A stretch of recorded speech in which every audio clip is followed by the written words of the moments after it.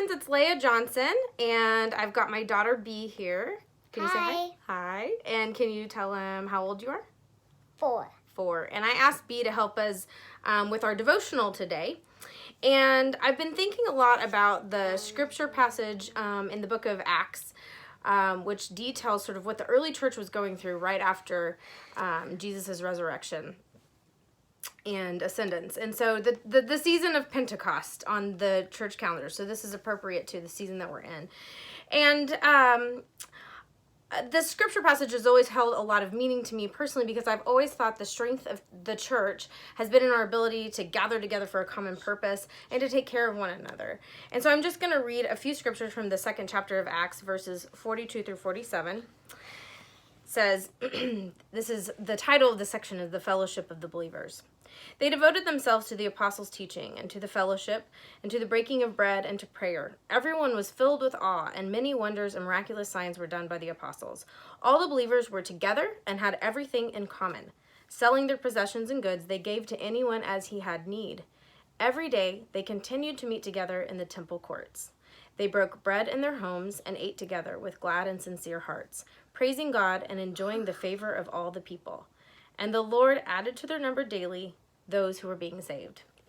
And like I said, the scriptures always had a lot of meaning in my life, because I've always loved being able to fellowship with other people and to take care of one another.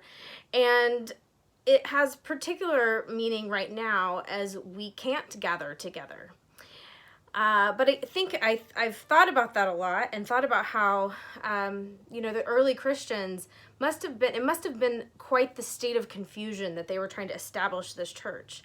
Jesus Christ had died and risen from the grave and ascended into heaven. And as he left them, he said to them, some of his last words to his disciples were that they will know you're my followers by your love. And then he leaves. And so here they are to try to figure this thing out. And that reminds me of sort of what we're trying to do now as a church, is we're trying to figure it out. And so this is an unprecedented thing. This is a time that's not like anything else we've ever experienced in the life of the church, certainly in my lifetime. And so we're just trying to figure it out. So what does it look like if we can't gather together? What does it look like if we can't really take care of one another in the ways that we normally could, because we can't even be around each other? And so we've had to find new ways to do that. And as church members, we've been recipients of care packages on our porch, of cookies and snacks and books and puzzles that our friends have given us. And we've tried to pass that along to others as well.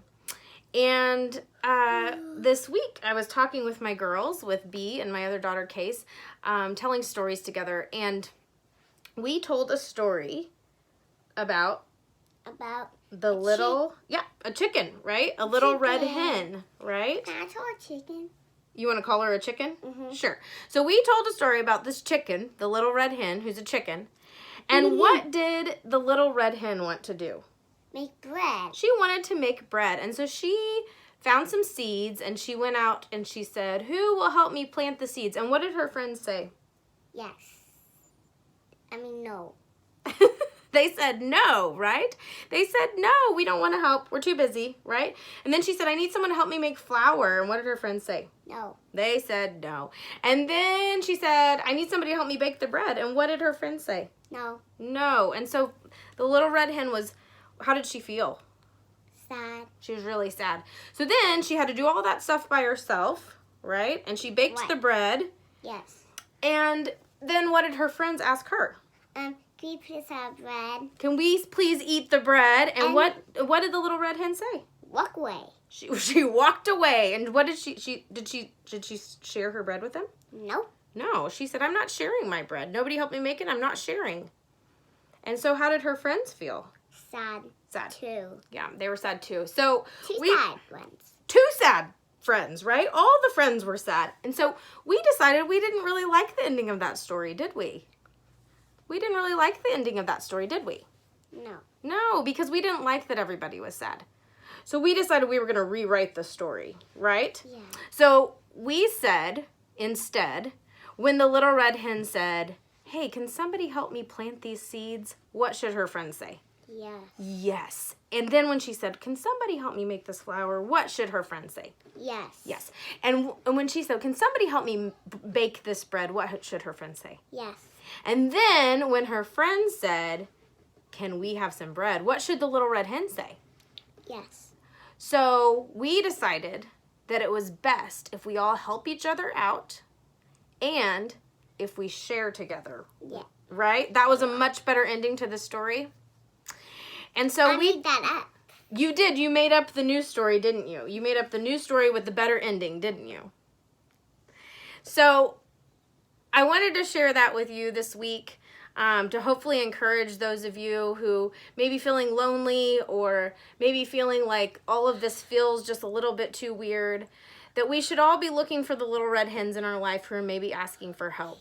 In this time, there's lots and lots of people out there that are needing help, and there's lots of people willing to give help. So even if we can't gather together, we can still find ways to help each other out, to be good helpers and to be good sharers, just like the early church.